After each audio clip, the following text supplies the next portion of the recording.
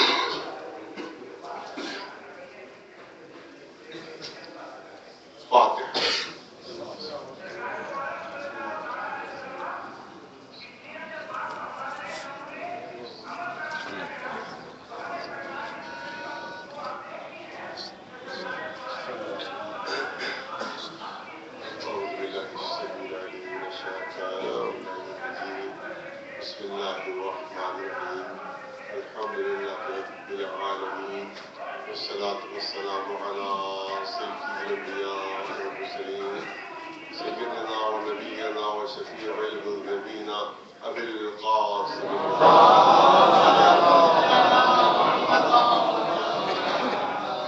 البيت الطيبين الطاهرين المعصومين أما بعد فقال الله سبحانه تبارك وتعالى في كتابه المبين وهو أحسن القائلين ونريد أن نمن على الذين طرقوا في الأرض ونجعلهم خليفة ونجعلهم الوارثين صلوات الله.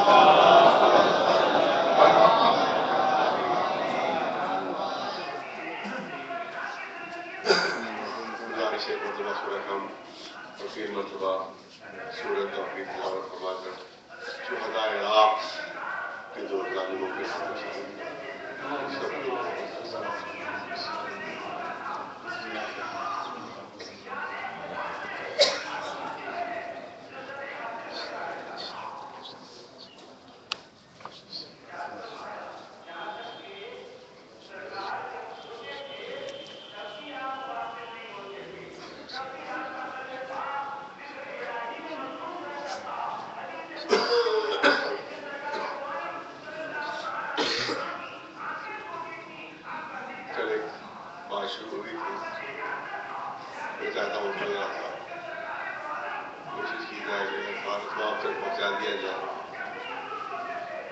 اور وہ بات شروع ہوئی تھی کہ کیا چیز بدعت ہے اور کیا چیز بدعت نہیں. اسی میں وسیلے کا تذکرہ آ گیا تھا. تو سب سے زیادہ جو اعتراض ہوتا ہے اور سب سے زیادہ جس پر فتوے دیے جاتے ہیں وہی وسیلہ. سب سے بڑی بدعت جس کو قرار دیا جاتا ہے وہی وسیلہ, دعا میں وسیلہ قرار دیا جاتا ہے. اسی کے لیے کہا جاتا ہے کہ جو وسیلہ قرار دے دعا میں تو یہ شرک ہے, وہ ایسے لوگ مشرک ہے. اور یاد رکھے واجب القتل ہے, ان کو قتل کر دینا چاہیے. اس لیے ضروری ہے کہ آج دنیا میں جتنی بھی دہشت گردی پھیلی ہے اس کی بنیاد یہی فتوے ہیں, اور فتووں کی بنیاد وسیلہ ہے. یہ سمجھ لینا چاہیے کہ سب سے زیادہ جو بنیاد پر دی جاتے ہیں وہ وسیلے ہی بنیاد پر. کیونکہ یہ ائمہ اہل بیت کو, کیونکہ یہ اماموں کو, کیونکہ یہ اولیاء کو یا خود رسول اللہ جو اپنی دعا میں وسیلہ بناتے ہیں, لہٰذا یہ وسیلہ بنانا شرک و بدعت ہے, یہ مشرک ہے. لہٰذا اس کو ختم کر دینا چاہیے, اس کو ختم کر دینا چاہیے. فتوے کی وجہ سے یہ پوری دہشت گردی دنیا میں پھیلی ہے. لہٰذا یہ بہت ہی اہم بات ہے, اور آج کل کے جو زمانے کے لحاظ سے جو حالات کے لحاظ سے بہت ضروری ہے کہ بھئی یہ وسیلہ البدعت کہا جاتا ہے. تو اس کی کیا بنیاد ہے؟ کہا گیا تھا کہ وسیلہ نہ بنائیے, براہ راست اللہ سے مانگنا ہو تو براہ راست اللہ سے مانگیے, براہ راست اللہ سے طلب کیجیے. تو میں نے عرض کیا کہ جب اللہ خود براہ راست نہیں دے رہا، سوال یہی ہے کیوں توجہ رکھو، قادر مطلق ہوتے ہوئے، وہ ہر شے کو قدرت رکھتے ہوئے، اس کے بعد وہ وسیلہ خود معین کر رہا ہے، خود وسیلہ اختیار کر رہا ہے. جب قادر مطلق ہوتے ہوئے وہ وسیلہ اختیار کر رہا ہے تو ہم تو محتاج ہیں. اگر ہم وسیلہ کسی کو بنا رہے ہیں تو قابل اعتراض کیسے ہوتے ہیں؟ اصل بات کہتے ہیں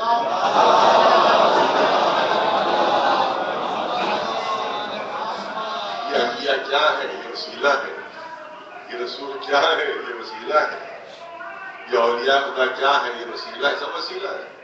براہ راست دین دے سکتا تھا، براہ راست احکام اسلامیہ پہنچا سکتا تھا، براہ راست ان کی طرف سے ارشادات آ سکتے تھے، مگر قدرت نے یہ طریقہ اختیار نہیں کیا. اگرچہ وہ محتاج نہیں طریقوں کا، اگرچہ ہمارا عقیدہ یہی ہے کہ محتاج نہیں ہے ان وسیلوں کا، وہ محتاج نہیں ہے، مگر محتاج نہ ہوتے ہوئے وسیلہ بنا رہا ہے. یہی مسئلہ ہے. مسئلہ یہی ہے کہ محتاج نہ ہوتے ہوئے وسیلہ بنا رہا ہے، تو ہم تو محتاج ہیں. اگر ہم وسیلہ بنا رہے ہیں تو قابل اعتراض نہیں ہو سکتا. سلمان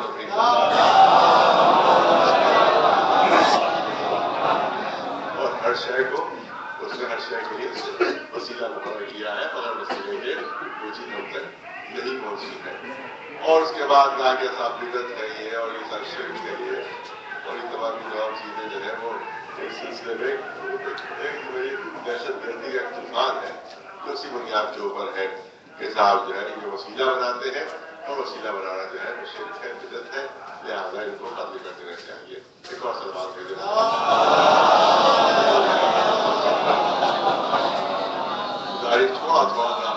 تھوڑا سا حافظہ یہاں بیٹھے تھوڑا آگے بڑھ جائے تاکہ وہ بار بار مجھے کہنا رکھے حافظہ کی ضرورت.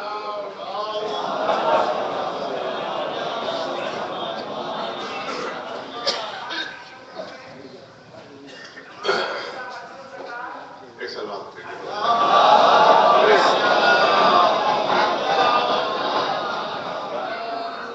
اب یہیں پر جو تذکرہ آ ہی گیا ہے تو یہ باتیں جو ایک باتیں جو ہے بہت ضروری ہے، خاص چیزیں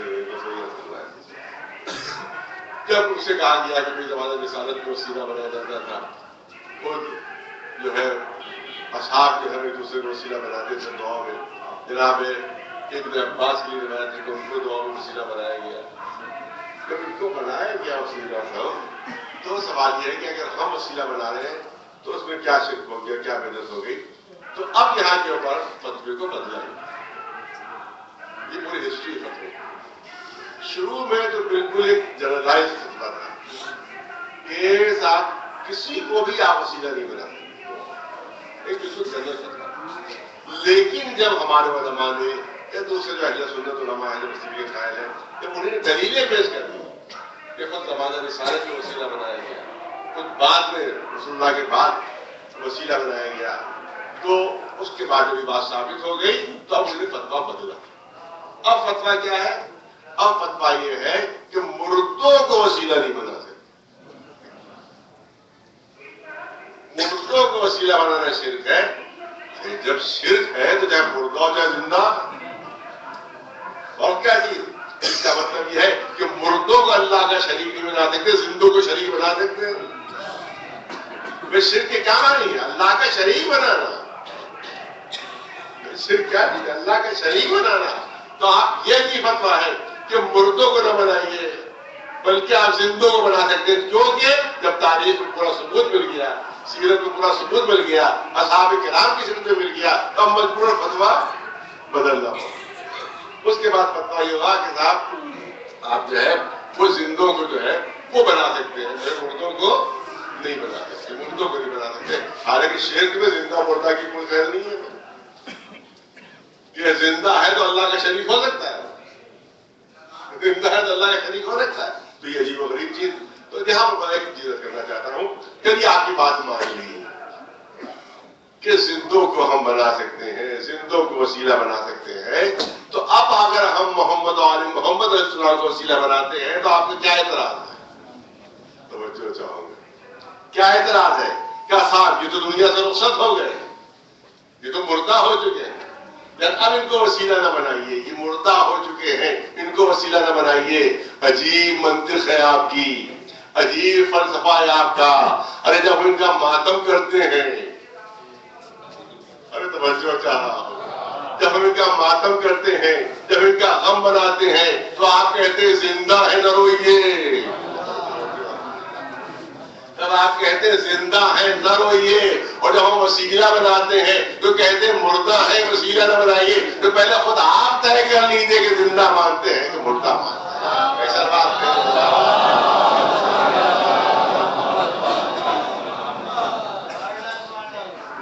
تو یہ چند جملے تھے، لیکن یہاں کے اوپر ایک چیز ضرور کروں گا.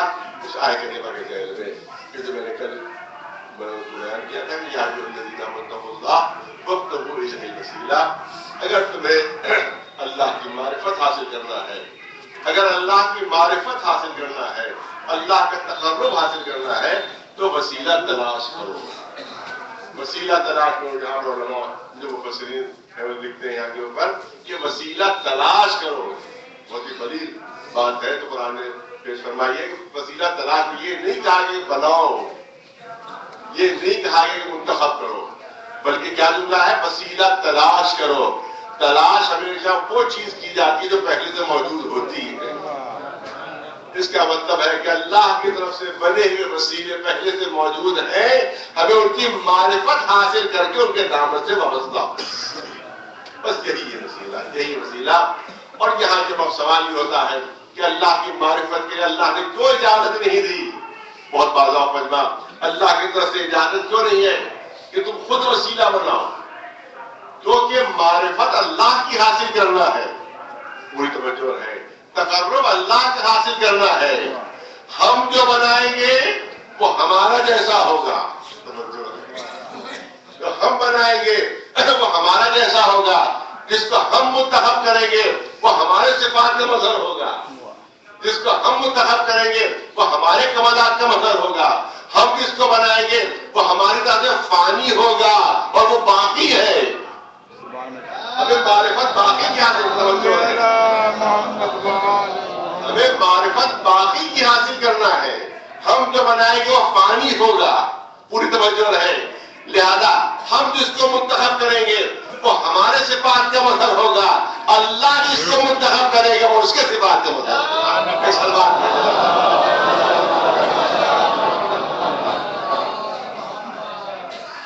ہم جسے بنائیں گے وہ ہمارے صفات و کمالات کا مظہر ہوگا. جس کو اللہ منتخب کرے گا وہ اس کے صفات، وہ اس کے کمالات کا مظہر ہوگا. ارے ہم جس کو بنائیں گے کیونکہ ہم مشکلوں میں پھنستے ہیں. ہم مشکلوں میں پھنستے ہیں. جس کو ہم بنائیں گے وہ ہماری طرح مشکلوں میں پھنسے گا. کیونکہ ہم مشکلوں میں پھنستے ہیں. ہم جس کو بنائیں گے وہ ہماری طرح سے مشکلوں میں پھنسے گا. اور اللہ ہے حلال مشکلات. اللہ ہے حلال مشکلات. جس کو وہ بنائے گا وہ مشکل کشا ہوگا.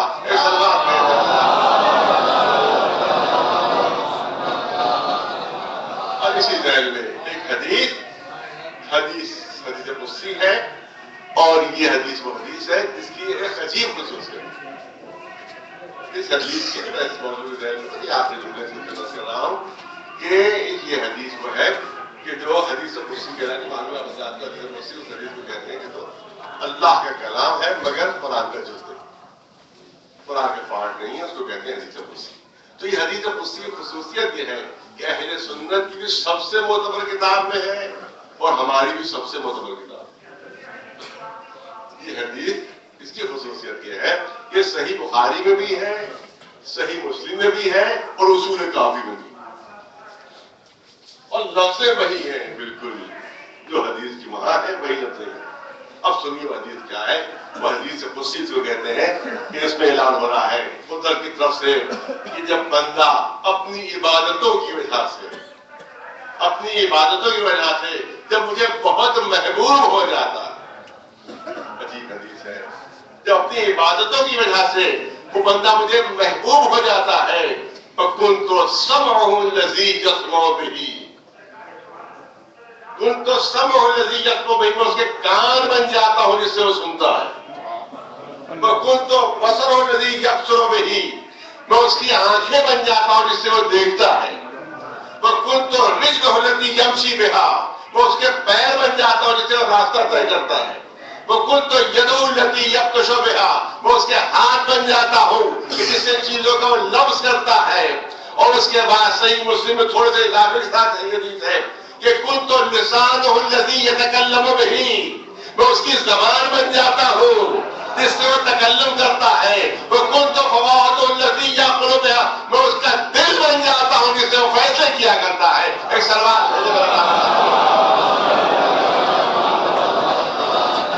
حدیث قدسی ہے، اللہ کا کلام ہے. اللہ کا کلام ہے کہ جب بندہ عبادت کی معراج پر پہنچتا ہے، جب بندگی کی معراج پر پہنچتا ہے تو میں اس کی آنکھیں بن جاتا ہوں، میں اس کے کان بن جاتا ہوں، میں اس کی زبان بن جاتا ہوں، میں اس کے ہاتھ بن جاتا ہوں، میں اس کے پیر بن جاتا ہوں، میں اس کا دل بن جاتا ہوں. یہ حدیث قدسی کوئی کہے کہ کہاں بندہ اور کہاں اللہ. بھلا ممکن ہے کہ کوئی اس معراج پر پہنچ سکے؟ بھلا ممکن ہے کہ کوئی صفات کا حامل ہو سکے؟ تو میں کہتا ہوں کہ اگر ممکن نہیں ہے تو کلام الہی عبث ہو جائے گا. ارے توجہ چاہ رہا ہوں. اگر ناممکن چیز ہے، اگر امپاسبل ہے، اگر ممکن نہیں ہے تو اللہ کا کلام عبث ہو جائے گا. یہ خواہ اتنی صورتیں دے دی کہ جب بندگی کی معراج پر پہنچتا ہے، جب بندہ بہت محبوب ہو جاتا ہے تو میں اس کے کان بن جاتا ہوں، میں اس کی آنکھیں بن جاتا ہوں، میں اس کی زبان بن جاتا ہوں، میں اس کے ہاتھ بن جاتا ہوں، میں اس کے پیر بن جاتا ہوں، میں اس کا دل بن جاتا ہوں. پالنے والے اگر کوئی اس مرتبے میں پہنچ ہی نہیں سکتا، ناممکن ہے، تو تیرا بیان کرنا عبث ہے، تیرا بیان کرنا بے معنی ہے. تو ایک طرف اصول کافی کی حدیث، ایک طرف صحیح بخاری شریف کی حدیث، صحیح مسلم شریف کی حدیث، دوسری طرف منبر پر بیٹھ کر صرف ایک ہی شخصیت ہے جو دعویٰ کرتی مل رہی ہے کہ انا عین اللہ، انا لسان اللہ، انا جنب اللہ، انا نفس اللہ، انا ید اللہ. ایسا بات ہے.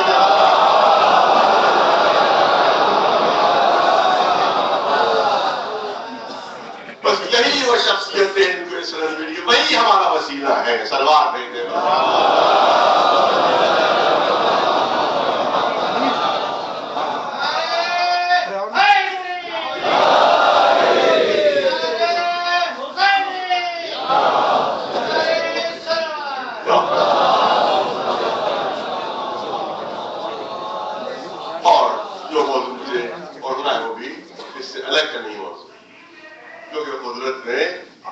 اعلان فرمایا ہے اس آیت کریمہ میں، سورہ قصص کی آیت نمبر 5، جس میں اعلان ہوا ہے وَنُرِيدُ أَن نَّمُنَّ عَلَى الَّذِينَ اسْتُضْعِفُوا فِي الْأَرْضِ وَنَجْعَلْهُمْ أَئِمَّةً وَنَجْعَلْهُمُ الْوَارِثِينَ. اللہ کا ارشاد، میرا ارادہ یہ ہے، ہمارا ارادہ یہ ہے، ارادہ الہی ہے، کوئی دنیا میں رکاوٹ نہیں آ سکتی. ارادہ الہی میں دنیا کوئی رکاوٹ ڈالنے والا نہیں ہے. میرا ارادہ یہ ہے، ارادہ یہ ہے کہ جو زمین پر کمزور کر دیے گئے، جو زمین پر کمزور کر دیے گئے، ہم پر احسان کریں، ان پر منت رکھیں. یہ کیا کریں؟ ان کو زمین پر ہمیں رہنما بنائیں گے اور اس پوری زمین کو انہیں وارث بنائیں گے اور پورا اقتدار زمین کا ان کے سپرد کیا جائے گا. سلوات بھیجتے ہیں.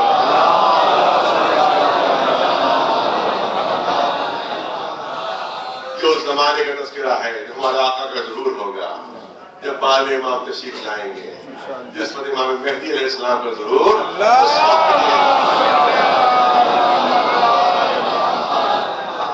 اس وقت کے لیے اعلان ہو رہا ہے کہ جس وقت امام تشریف لائیں گے پوری دنیا جو ظلم و ستم سے بھری ہوگی، ناانصافی سے بھری ہوگی پوری دنیا، کیونکہ ہر طرف ظلم ہی ظلم ہوگا، ستم ہی ستم ہوگا. اس وقت مولا ظاہر ہوں گے، اس وقت مولا سامنے تشریف لائیں گے.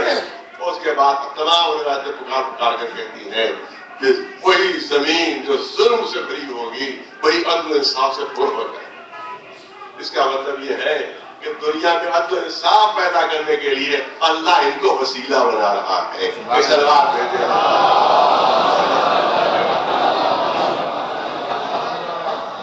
اب ہو جائیے وسیلے کے منکر، اب ہو جائے جو وسیلے سے منکر ہے. تو اللہ وسیلہ بنا رہا، قدرت اعلان کر رہی ہے کہ ان کے ذریعے سے زمین پر عدل و انصاف قائم ہو. ان کے وسیلے سے ظلم مٹے گا، ان کے وسیلے سے ناانصافی ختم ہو جائے گی. یہاں کے اوپر بہت ہی سنجیدہ پہلو ہے کرنا چاہتا ہوں. پھر ذرا گزارش ہے تھوڑا سا آگے بڑھ جائیے تاکہ آپ لوگ دوسروں کے آنے کا وسیلہ بن جائے. ہم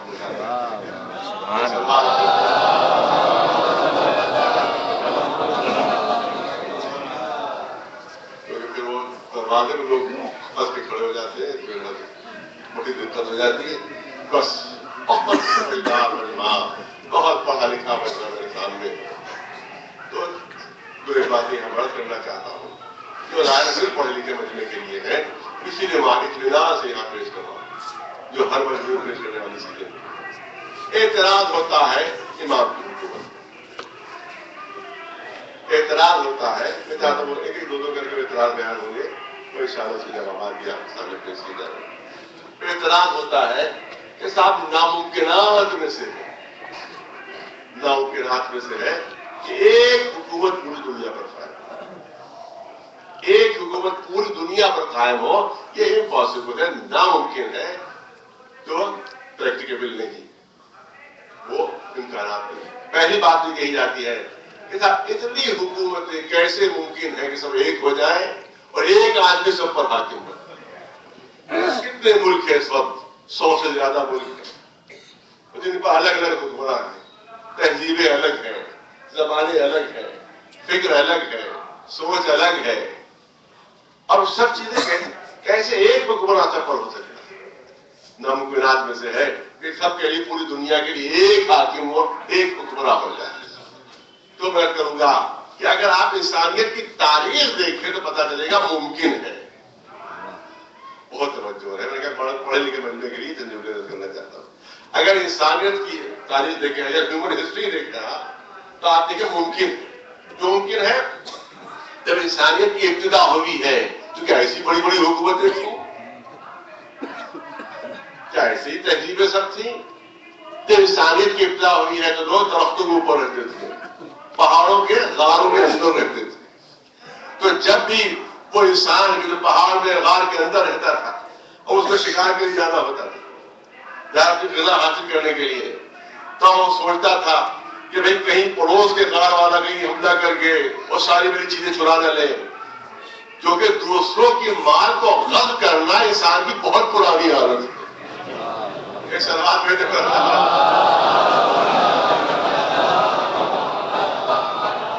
کہیں یہ میری محنت کے نام جمع کیا ہو سامان یہاں پر، کہیں یہ چرا نہ لے، کہیں جس پر قبضہ نہ کر لے، کہیں ڈاکہ نہ ڈالے. لہذا اب ضرورت ہوئی اب خاندان بنے. پہلے انفرادی زندگی، بہت توجہ ہے، پڑھے لکھے بندے کا کتاب ہے. پہلے انفرادی زندگی تھی، پہلے انفرادی زندگی تھی، انڈیویجول زندگی تھی، الگ الگ سب رہ رہے تھے.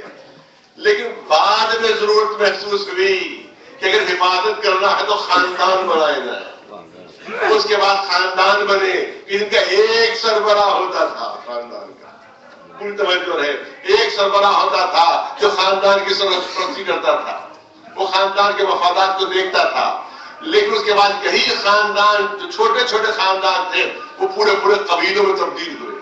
مان لو 5000 انسانوں کا ایک قبیلہ ہے، 10,000 انسانوں کا ایک قبیلہ ہے جس کا ایک سردار ہے، یہ جو پوری سرداری کر رہا ہے. اور قبیلے کی حفاظت بھی اسی کے ذمہ ہے، مفادات کی حفاظت اس کے ذمہ ہے، اور وہ تمام جو چیزیں قبیلے کے قانون ہیں ان کو عمل بھی کروا رہا ہے. پھر وہ قبیلوں کا نظام تبدیل ہوا، قائم ہے، چھوٹی چھوٹی حکومتیں بنی، چھوٹی چھوٹی حکومت. اس کا مطلب توجہ ہے، اس کا مطلب ہے کہ جتنی عقل ترقی کرتی چلی گئی اتنی ہی جو ہے وہ اتحاد پیدا ہوتا چلا گیا. جتنی عقل آگے بڑھتی چلی گئی، جتنے انسان کی فطرت، جتنے انسان کے علم میں اضافہ ہوتا چلا گیا اتنا ہی اتحاد پیدا ہوتا چلا گیا. اتحاد پیدا، پہلے بالکل انفرادی زندگی تھی، پھر خاندان پیدا ہوئے، خاندان سے قبیلے ہوئے، قبیلے کے بعد چھوٹی چھوٹی حکومتیں. آج سے 400 سال پہلے اسی ہندوستان میں میرے خیال میں 5000 حکومتیں ہوں گی جس کے الگ الگ راجا تھے، الگ الگ حکمراں تھے. کیا 400 سال پہلے کوئی تصور کر سکتا تھا کہ 1 ارب آدمیوں کی حکومت ایک ملک میں ہو جائے گی جس میں 1 ارب لوگ رہتے ہوں؟ جس کے پورے ملک میں 1 ارب لوگ، بلکہ چین میں تو 1 ارب 40 کروڑ لوگ، مگر ایک حکومت ہے ہندوستان میں، ایک حکومت ہے. 400 سال پہلے کوئی تصور بھی نہیں کر سکتا تھا کہ ایک حکومت کے اندر میں 1 ارب لوگ ہوں گے، کوئی سوچ بھی نہیں سکتا تھا. اور آپ یاد رکھیں کہ جو کہا جاتا ہے الگ الگ تہذیبیں، تو ایک زمانہ تھا کہ بہت سی تہذیبیں تھیں. آج سوائے 2 تہذیبوں کے کوئی تیسری تہذیب موجود نہیں ہے. صرف 2 تہذیبیں ہیں، ایک مغربی تہذیب، ایک مشرقی تہذیب. تو ہزاروں تہذیبیں مل کر صرف 2 تہذیبوں منتقل ہو گئی. ایک مغربی تہذیب ہے، ایک مشرقی تہذیب ہے. جو چھوٹی چھوٹی ہزاروں حکومتیں تھیں وہ بڑی بڑی حکومتوں میں تبدیل ہو گئی ہیں. اس کا مطلب یہ ہے کہ جتنی عقل میں اضافہ ہوتا ہے، جتنی عقل بڑھتی ہے، جتنا علم بڑھتا ہے، اتنا ہی اتحاد پیدا ہوتا چلا جاتا ہے، اتنا ہی اتحاد پیدا ہوتا چلا جاتا ہے. لہذا امام جعفر صادق علیہ السلام کی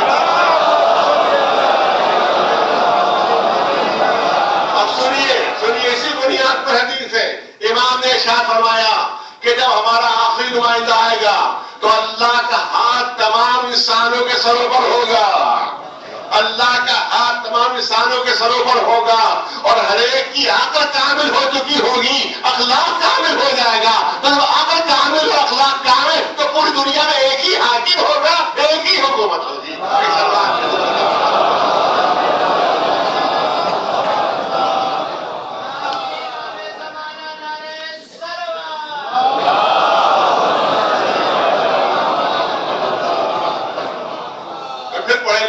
توجہ چاہوں گا.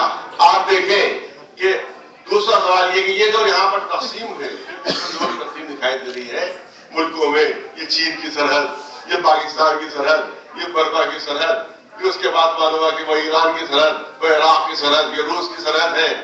یہ سرحدیں کیا اللہ نے بنائی؟ میں آپ سے پوچھتا ہوں کہ یہ اللہ کی بنائی ہوئی سرحدیں ہیں؟ یہ تقسیم اللہ کی نہیں ہے، یہ تقسیم انسانوں کی ہے. یہ جو تقسیم ہوئی ہے، جو زمین کو بانٹا ہے، اللہ نے نہیں بانٹا ہے، یہ انسانوں نے خود تقسیم کیا ہے، خود بانٹا ہے. یہ سرحدوں کی دیواریں یہ انسان کی خود بنائی ہوئی ہے. بہت توجہ چاہوں گا. یہ انسان کی خود بنائی ہوئی ہے، اللہ کی بنائی ہوئی نہیں ہے. اگر اللہ تقسیم کرنا چاہتا تو اللہ ہر ایک کے لیے سورج بھی الگ ہوتا، ہر ایک کے لیے چاند بھی الگ ہوتا، ہر ایک کے لیے ہوائیں بھی الگ ہوتی، ہر پھلوں کی شیرینی بھی الگ الگ ہوتی. توجہ چاہتا ہوں، اللہ نے تو ہر چیز ایک بنائی ہے. سورج سب کے لیے ایک ہے، چاند سب کے لیے ایک ہے، ہوائیں سب کے لیے ایک ہے، پھلوں میں شیرینی سب کے لیے ایک ہے. تو ہر چیز ایک ہے. جب اس کی طرف سے حکومت ہوگی تو حاکم بھی سب کے لیے ایک ہی ہوگا. ایسا اللہ تعالیٰ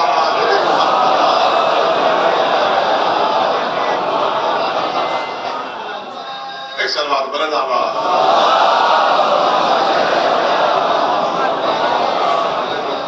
اب سوال یہاں پر ایک اور ہو جاتا ہے، میں چاہتا ہوں اس کا بھی جواب ہو جائے، کیونکہ تمام حدیثیں پکار کر کہہ رہی ہیں کہ بالکل ایک ایسا موضوع ہے کہ جو شیعہ سنی سب میں متفق ہے.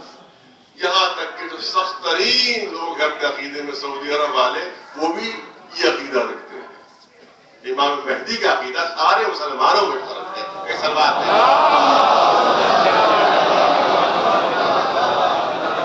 یہ عقیدہ ایسا ہے جو سب کا اتحاد ہے.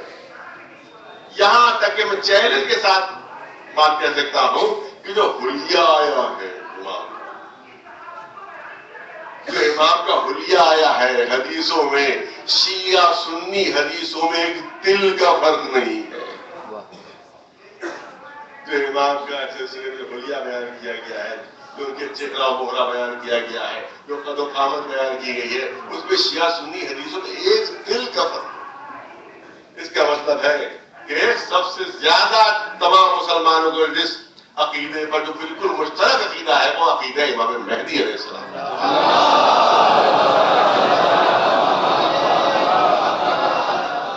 تو تمام حدیثیں موجود ہیں، قرآن مجید میں موجود ہے. کہا گیا کہ اتنی لمبی حکومت کیسے ہو سکتی ہے؟ اتنا کیسے ہو سکتا ہے کہ سب مل کر. میں نے کہا کہ ایک بچوں جوانوں کے لیے جو کر دوں یہ بات کہی جاتی ہے کہ امام جب تشریف لائیں گے تو ان کے ہاتھ میں تلوار ہو.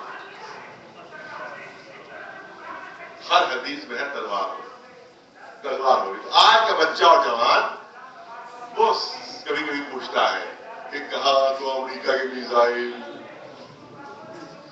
کہاں تو روس کے ٹینک, کہاں وہ اسرائیل کے ایٹم بم, اور کیا امام کے ہاتھ کی تلوار.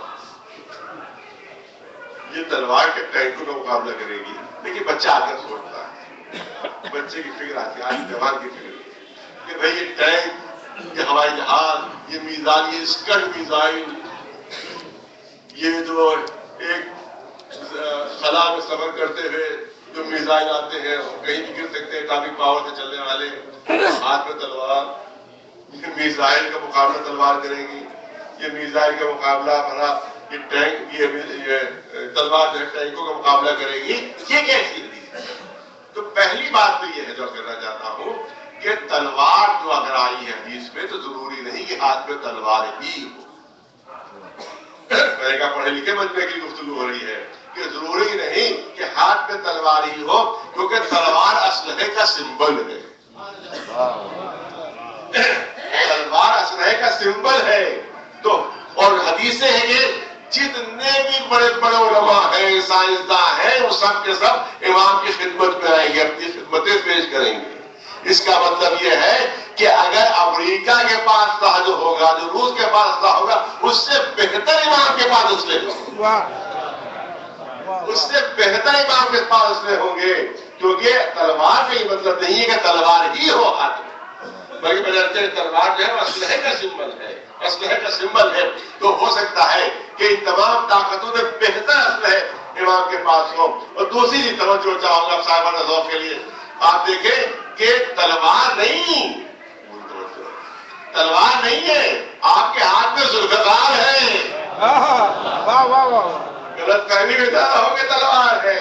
آقا کے ہاتھ میں ذوالفقار ہوگی, ذوالفقار ہوگی. تو میں تو سمجھتا ہوں کہ پوری میری تقریر ایک طرف اور شاعر کا ایک شعر ایک طرف, ہاتھ میں تلوار نہیں بلکہ ذوالفقار ہوگی. ارے جہاں کی کنکری میں فوج کا بھوسا بنا ڈالا, جہاں کی کنکری نے فوج کو بھوسا بنا ڈالا, بتا اس کارخانے کی بڑی تلوار کیا ہوگی. ایسا بات بتا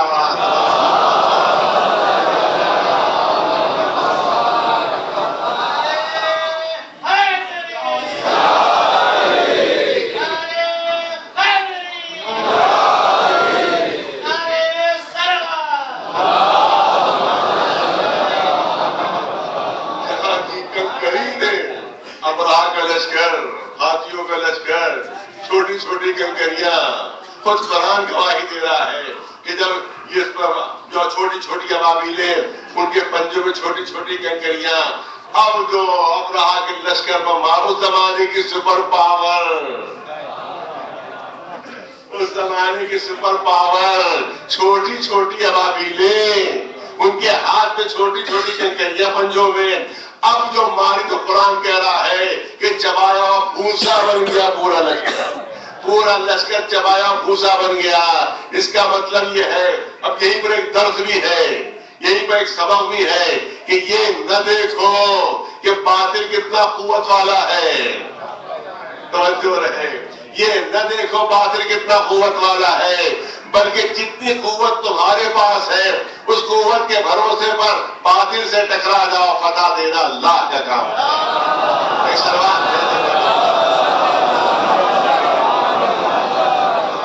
آج کہا جاتا ہے, جلدی سے اشارہ, آج کہا جاتا ہے کہ کہاں امریکہ اور کہاں ایران, کہاں روس اور کہاں ایران. تو میں کہوں کم از کم مسلمانوں کو جملہ نہیں کہنا چاہیے کہ کہاں امریکہ اور کہاں ایران, کہاں روس کہاں ایران. میں فوراً کہوں گا کہ کہاں ہاتھی اور کہاں ابابیلیں, کہاں ہاتھی اور کہاں ابابیلیں. بس یہی سبق ہے, یہی درس ہے کہ بس اپنی قوت پر باطل سے ٹکرا جاؤ, فتح دینا اللہ کا کام ہوتا ہے. سلمان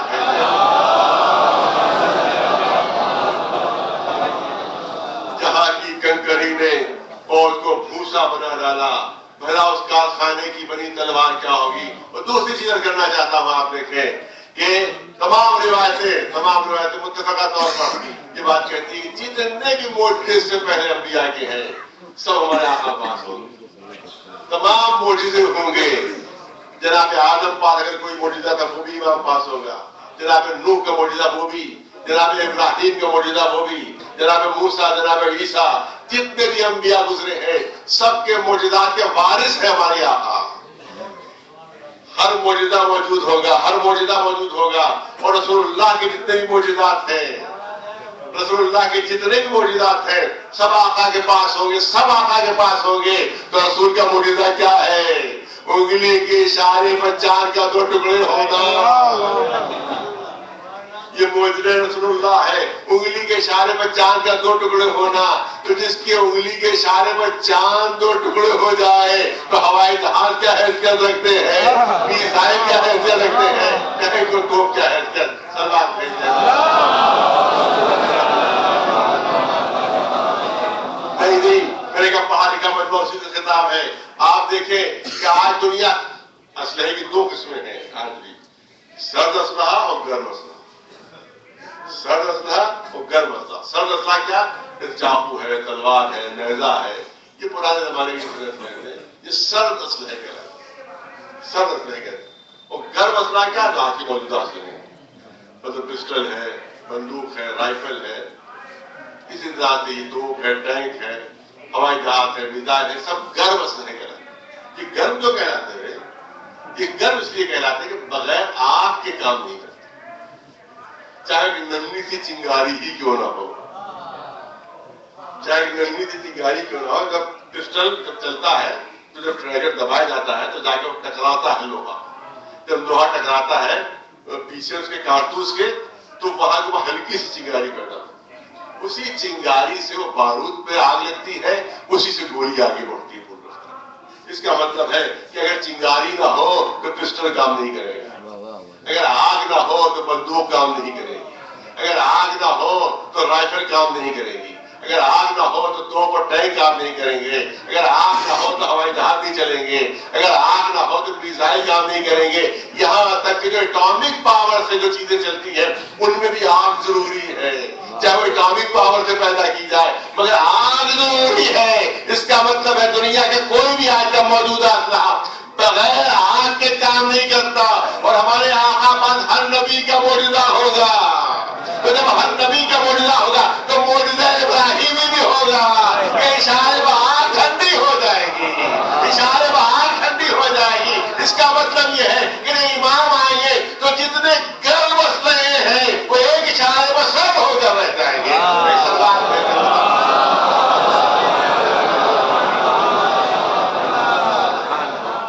ایک سلوات بلند آواز۔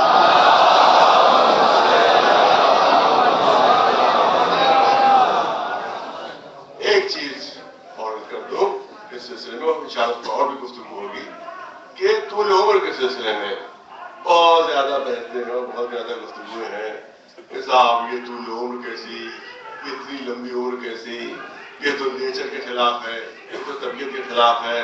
100 سال سے زیادہ تو کسی کی ایج آج کل، اور ان 100 سال 4-5 لاکھ میں کوئی 100 سال سے پہنچتا ہے، ورنہ 70 کے بیچ میں نکل لیتے ہیں۔ بہت کم کوئی یہاں جو ہمارے انتہا بزرگ مولانا تھے، مولانا نفی صاحب، ان کے بارے میں معلوم ہوا کہ 102 سال کی عمر، میرے خیال میں کچھ 100 سال سے تو کوئی مولانا 100 سال تک نہیں پہنچا ہوگا۔ 12 سورہ فاتحہ ان کے پاس آئی گیا ہے۔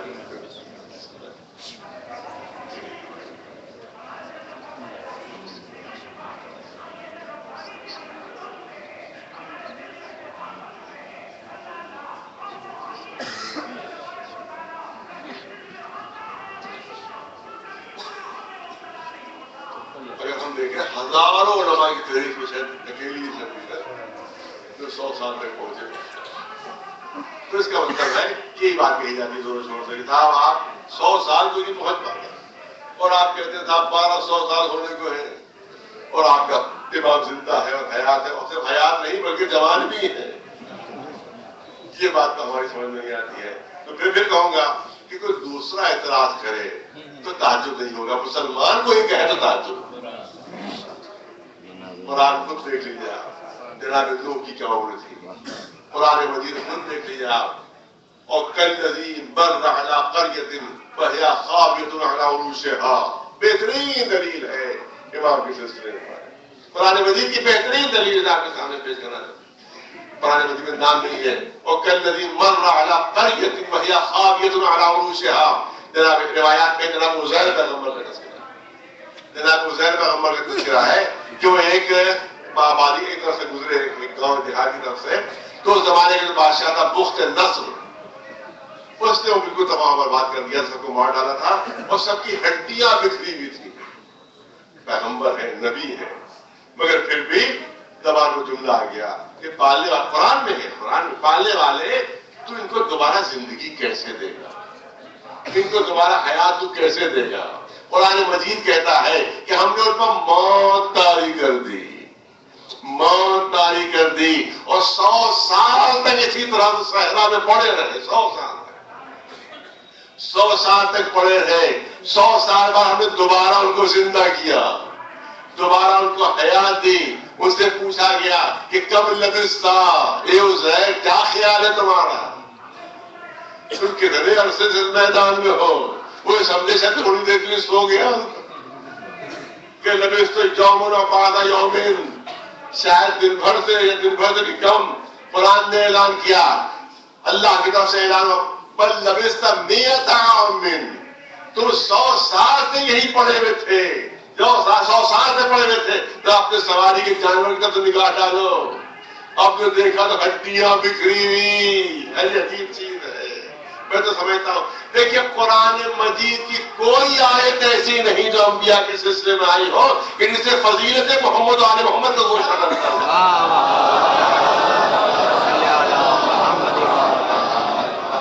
انبیاء کے سلسلے میں جتنے واقعات ہیں، کوئی واقعہ ایسا ہے ہی نہیں کہ جس سے رسول اللہ یا آل رسول کی فضیلت کا کوئی نہ کوئی گوشہ نہ نکل رہا ہو. ظاہر کہ بالکل الگ موضوع ہے، انشاءاللہ پر کبھی گفتگو ہوگی، لیکن یہ بہت بڑی حقیقت ہے. یہاں پر آپ دیکھیں کہ سواری کے اندر جانور کی طرف نگاہ ڈالو، اب جو دیکھا اس کی ہڈیاں بکھری ہوئی ہے کہ اپنے ساتھ جو کھانا لے کر چلے وہ تو دیکھو.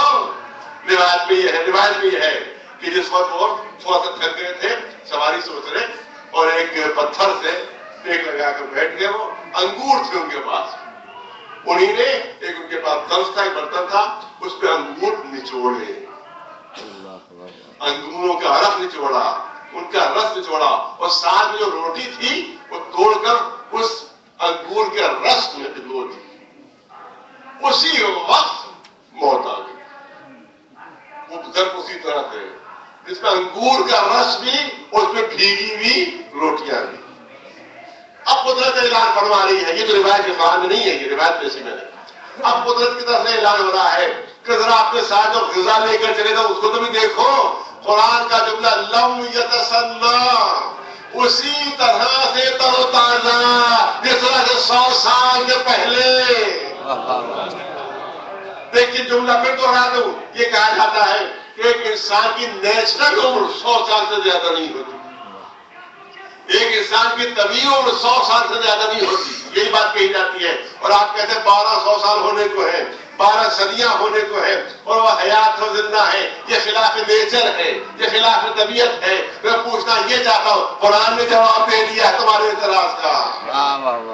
قرآن مجید نے تمہارے اعتراض کا جواب دیا ہے. تو مجھے اتنا بتا دو کہ ایسے صحرا میں کہ جہاں دھوپ بھی ہو، جہاں گرمی کا موسم بھی ہو، کہ جہاں آسمان سے بھی آگ برس رہی ہو، زمین سے بھی شعلے نکل رہے ہو، ایک غذا کتنے دن تک تر و تازہ رہ سکتی ہے، قابل استعمال رہ سکتی ہے؟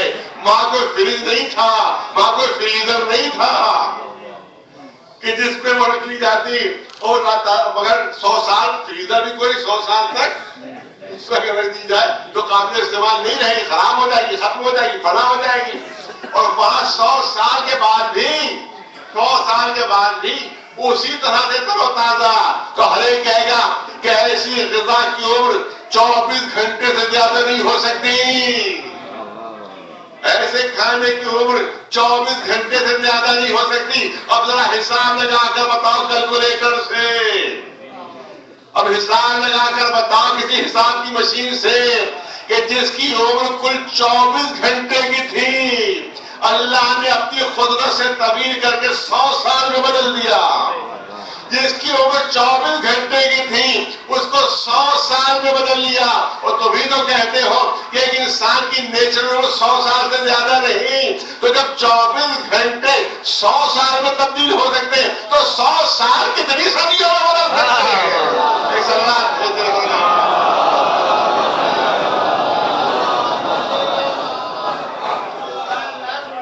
اگر حساب لگایا جائے گا تو لاکھوں میں جواب آئے گا. ابھی تو 12 صدیاں بھی مکمل نہیں ہوئی ہے. ایک سوال بھیجتے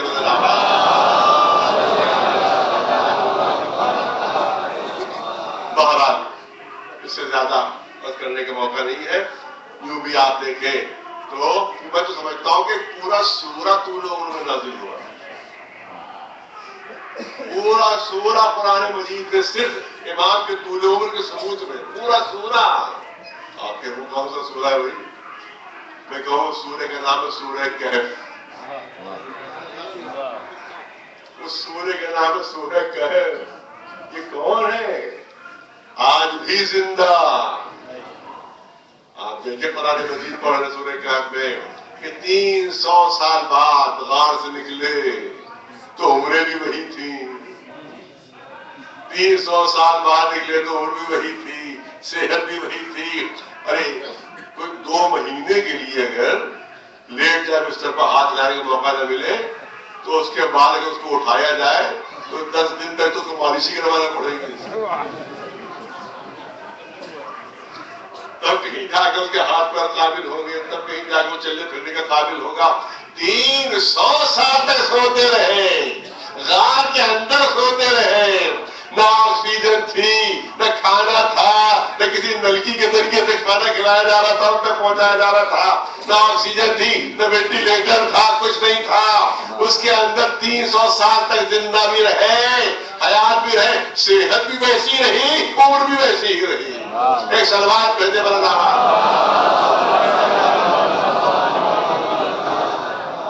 اور اس کے بعد باہر نکلے، تفصیل نیت کرنا ہے. باہر نکلے یہ سمجھ کر، وہ بھی سمجھ رہے تھے کہ شاید ایک دن سوئے ہم. جب باہر نکلے کھانا کھانے کی تلاش میں دکان پر پہنچے، سکے دیے، اس نے فوراً ہاتھ پکڑ لیا کہ لگتا ہے تمہیں کوئی خزانہ مل گیا ہے، کوئی پرانا خزانہ مل گیا. کہ خزانہ کیسا بھائی؟ تو پیسے دو، روٹی دو، خزانہ کیسا؟ یہ کیا بات کہہ رہا ہوں؟ ارے یہ تو آج سے 300 سال پہلے سکے چلا کرتے تھے. 300 سال کیسے؟ ارے فلاں بادشاہ کے سکے ہیں تو اس کو مرے 300 سال ہو گئے. ایک سلوات بھیجے بنا. تب ان کو اندازہ ہوا کب پر کیا گزری ہے. پھر اللہ کی بارگاہ میں دعا مانگی کہ پالے والے جیسے تھے ویسے ہی پھر کرتے. لہذا پھر پہنچ گئے، آج تک زندہ ہے، قیامت تک زندہ رہیں گے. نہ آکسیجن ہے وہاں، آکسیجن کا کوئی گزر نہیں، پانی کا کوئی گزر نہیں وہاں کے اوپر، کھانے کا کوئی گزر نہیں. اس کے بعد قیامت تک زندہ رہیں گے، صحت وہی رہے گی، عمر وہی رہے گی. صحت وہی رہے گی، عمر وہی رہے گی. قیامت کے قریب زندہ ہوں گے، امام کے اصحاب میں شامل ہوں گے، امام کے مددگاروں میں شامل ہوں گے. میں مسلمانوں سے پوچھنا چاہتا ہوں، میں اپنے بھائیوں سے پوچھنا چاہتا ہوں کہ مجھے اتنا بتا دیں کہ یہ اصحاب کہف نبی ہے؟ بھرپور توجہ کہ یہ نبی ہے، کیا پیغمبر ہے، کیا رسول ہے، امام ہے، اولیاء ہے؟ کچھ نہیں، بلکہ کچھ ہدایت یافتہ مومن ہے. ارے کچھ ہدایت یافتہ مومن ہے. تو اللہ جب ہدایت یافتہ مومنوں کو قیامت تک کی زندگی دے سکتا ہے تو کیا کہتی ہادی اور رہبر رہنما کو قیامت تک کی زندگی دے سکتا ہے؟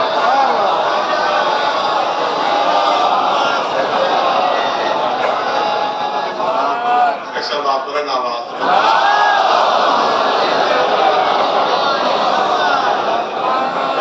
سے زیادہ بات کرنے کا موقع نہیں ہے.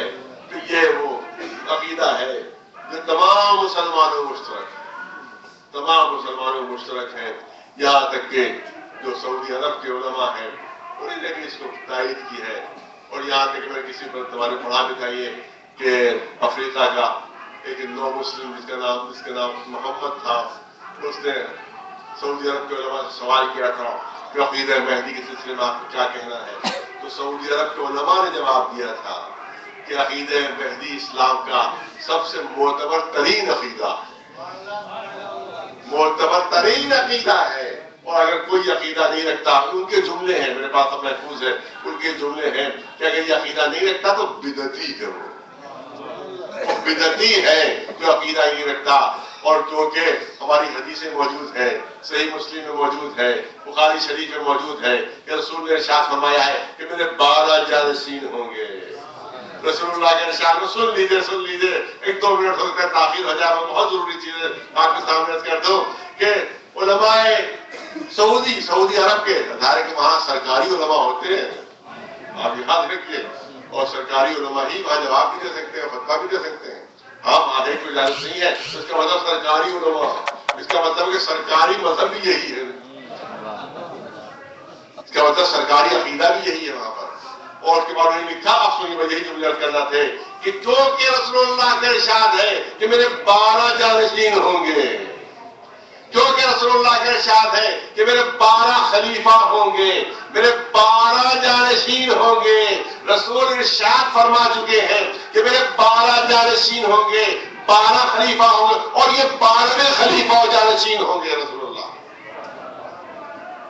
یہ 12ویں جانشین ہوں گے، یہ 12ویں خلیفہ ہوں گے کہ جب اللہ کی مشیت ہوگی، جب اللہ کی مرضی ہوگی، جب یہ ہمارے سامنے آئیں گے اور جو زمین ظلم و ستم سے بھر چکی ہوگی اس کو عدل و انصاف سے بھر دیں گے. کوئی بھوکا نہیں رہے گا، سب پیٹ بھر کر کھائیں گے، سب کی روزی و روٹی معین ہوگی، سب کو اس کا حق ملے گا. یہ سعودی عرب کے علماء تحریر فرما رہے ہیں کہ جب اللہ بھیجے گا، جب اللہ کی مشیت ہوگی تب یہ تشریف لائیں گے. میں بات کرنا چاہتا ہوں، ایک طالب علم کی حیثیت اعتراض نہیں ہے، صرف سوال ہے. ایک طالب علم کی حیثیت سے سوال ہے، صرف ایک ادنا سے طالب علم کی حیثیت سے سوال ہے کہ آپ فرما رہے ہیں کہ یہ 12ویں خلیفہ و جانشین ہوں گے رسول اللہ کے، یہ 12ویں خلیفہ ہوں گے. تو یہ ادنا سے سوال یہ ہے کہ جب یہ آ کر ظلم ختم کر دیں گے، عدل و انصاف قائم کر دیں گے، سب کو روزی و روٹی ملے گی، تو کم از کم روزی و روٹی کے لیے کام کیا جا سکتا ہے. پوری توجہ ہے. آخر انتخاب کیوں نہیں ہو رہا ہے؟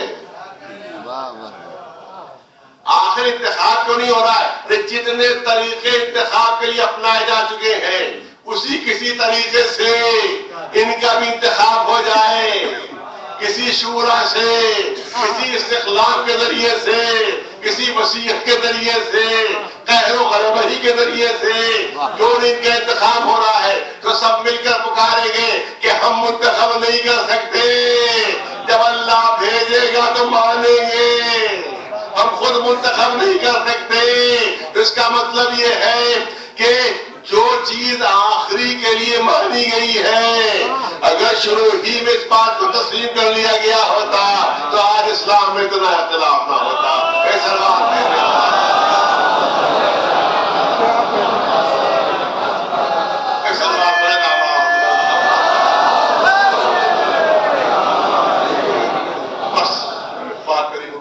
اس سے زیادہ نہیں عرض کرنا ہے.